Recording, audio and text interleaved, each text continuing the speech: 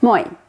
Multa pyydettiin videota suomalaisista kissa-aiheisista sanonnoista ja kun mä tutkin tätä asiaa, niin mä huomasin, että meillä todellakin on tosi paljon kissasanontoja. Tässä videossa mä selitän 7 erilaista kissasanontaa, eikä tässä ole edes kaikki. Ensimmäisenä nostaa kissa pöydälle. Tämä tarkoittaa sitä, että otetaan esille tai puheeksi joku hankala tai epämiellyttävä asia. Jos esimerkiksi parisuhteessa on mennyt kauan huonosti, mutta siitä ei ole puhuttu, sä nostat kissan pöydälle, kun sä otat asian puheeksi.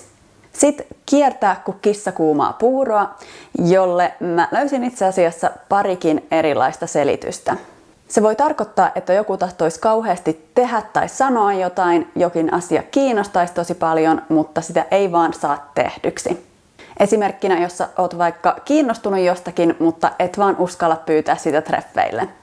Toinen merkitys on tilanne, jossa sä kiertelet ja kaartelet, etkä sano asiaa suoraan.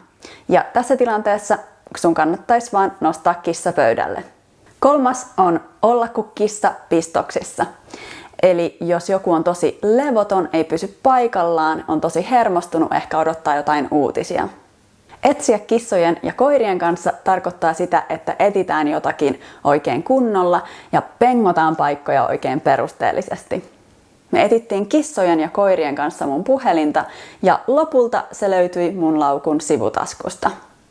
Jos jokin on kirjoitettu kissan kokoisilla kirjaimilla, se on kirjoitettu tosi isoilla kirjaimilla. Tätä käytetään erityisesti silloin, jos joku ei osaa lukea, mitä on kirjoitettu ihan nenän edessä.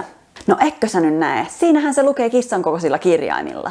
Sitten kissan ristiäiset tarkoittaa turhanpäiväisiä juhlia ja esimerkiksi artistit saattaa sanoa, että niiden ekat keikat oli kaiken maailman kissan ristiäisissä ennen kuin ne pääsi oikeille festareille. Viimeisenä on kissan päivät, eli jos sä elät ideaalielämää mukavuuden keskellä, ihan niin kuin kotikissat yleensä.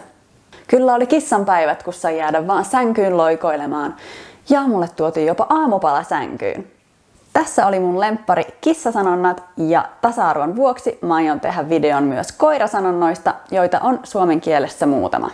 Nähdään ensi videossa, moikka!